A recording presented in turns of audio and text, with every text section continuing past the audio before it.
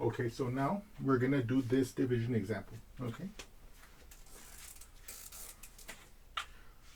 So the way I do it is like this. I look at this term and I ask, how many times does the x?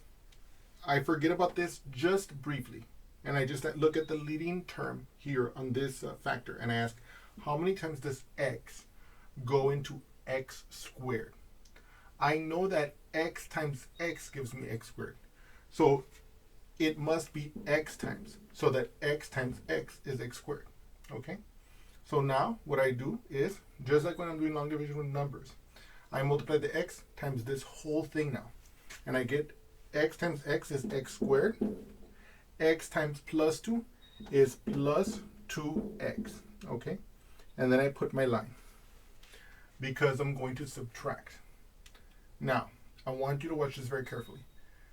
I ask myself, what is x squared minus x squared? That's gone. It's 0. Now look at this carefully. What is negative x minus 2x? Okay. Negative x minus 2x, that's negative 3x. Okay. I do that subtraction, then I bring down the next term. Okay. So this negative 6 comes down. Okay. Now I ask the question, how many times does x go into the negative 3x? Notice, just as I did above, I didn't worry about this part yet. I'm just looking at this leading term. How many times does x go into negative 3x? Well, I know that if I multiply negative 3 times the x, I'm going to get negative 3x. So I'm going to put minus 3 here, okay? And so negative 3 times x gives me negative 3x. And negative 3 times positive 2 gives me negative 6. Now look what happens here. What is negative 3x minus negative 3x? Okay, look at this here. This negative 3x minus this negative 3x. Okay, now if you look at this, this will give you negative 3x plus the opposite of 3x. Okay. Now this becomes a positive, so it's negative 3x plus 3x. Negative 3x plus 3x. And then you can see this simplifies to 0. And from here to here, I use the fact that a minus b is equal to a plus the opposite of b. From here to here, I use the fact that the opposite of a number, let's say a, is equal to the a itself. That's for any real number. And of course, we know that for any value of x, this will be a real number. For any real value of x, this will be a real number. So these rules apply. And then from here to here, negative 3x plus 3x, that's 0. And so, but the reason why I'm trying to emphasize that here is that so you can see the way I'm reading it in order. I'm saying that negative 3x, this part, minus the negative 3x here, that disappears. Boom, it's gone. This negative 6, we saw that here explicitly. We ask this negative 6 minus this negative 6. You see what I'm saying? This is a negative 6. I'm subtracting now this negative 6. That's also going to go to 0. So I end up here with a division that has remainder 0. So now what I want to do is I want to prove to you that we got the answer that we would expect to get. Okay?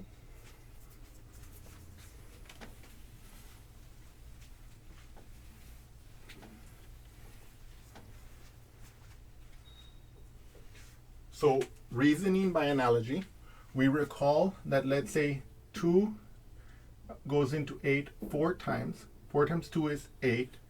We subtract and we get 0.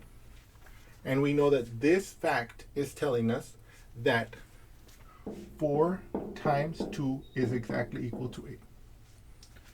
So we expect that if we did this right, then this times this should give us this. right? So let's see if that's true.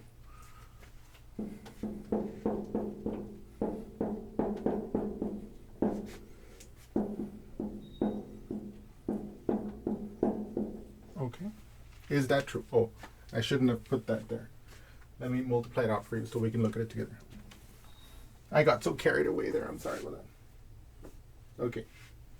So we're going to do x times x. What is that? That's x squared. X times negative 3. That's minus 3x. 2 times x. That's plus 2x. And then 2 times negative 3. That's minus 6.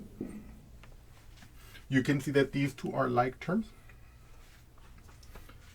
And I can add them.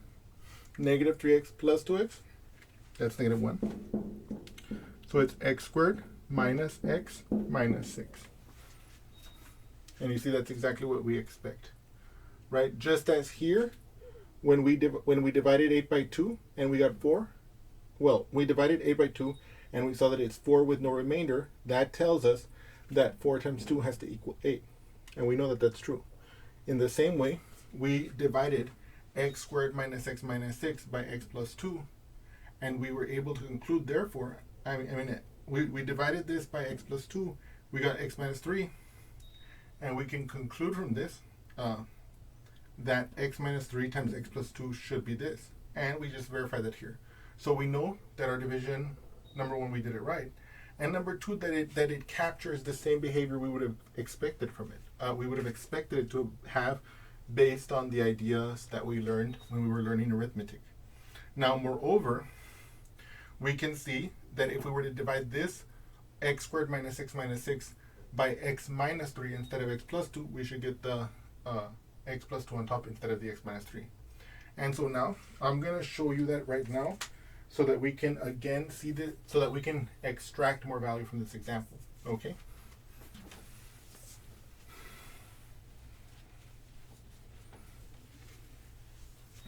So let me do that here. And again, I want you to pay attention to the way that I carry out this calculation. X squared minus x minus 6, in this case divided by x minus 3.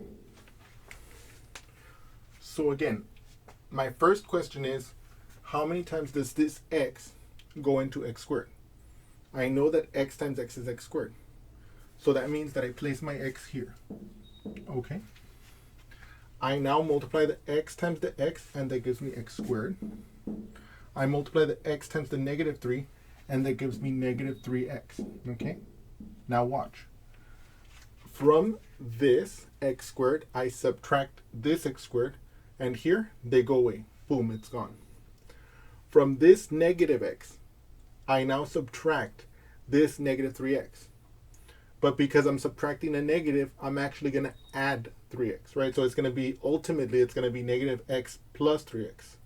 So that gives me 2x. And then I bring down the minus 6, okay? So what I want you guys to really realize here, and this is why I'm saying that a little bit repetitively, is because it can be confusing, okay? The way I'm saying it is that this value up here, the negative x, minus this value, and since it happens to be negative, I end up subtracting a negative, and that's why it becomes a plus 3x. Okay? Sometimes you'll have instructors who will say, once you multiply it out, they'll say that switch the signs and add them, and that's also something you can do. Okay? But I'm going to stay consistent in the way I'm doing it, because that's the way I do it. And because, you just have to learn it one way, do it perfectly every time, and you will not have any problems. So now I ask the question, how many times does x go into 2x? Now notice, again, remember, when I ask the question, I don't worry about the rest of it. When I do the multiplication, I multiply the whole thing, right? So how many times does x go into 2x? 2 times, because I know that 2 times x will give me the 2x. And in this case, it's plus 2x. It's plus 2. Because 2 times x will give me the 2x. The goal is always to match the first term. See, when I asked how many times does x go into x squared, I multiplied it by x, so it would exactly match. So when I subtract, it goes away. So now 2 times x that matches. 2 times negative 3, minus 6. Now I can subtract these. You can see that these are identical. So if I subtract this factor from this factor, it goes to 0. And we see it's exactly what we expected. It's exactly the x plus 2 on top, as it should be, because we already multiplied out x minus 3 and x plus 2, and we got the x squared minus x minus 6. Okay? So I hope that you've enjoyed this first example of long division. And now we're going to look at another example. Thank you.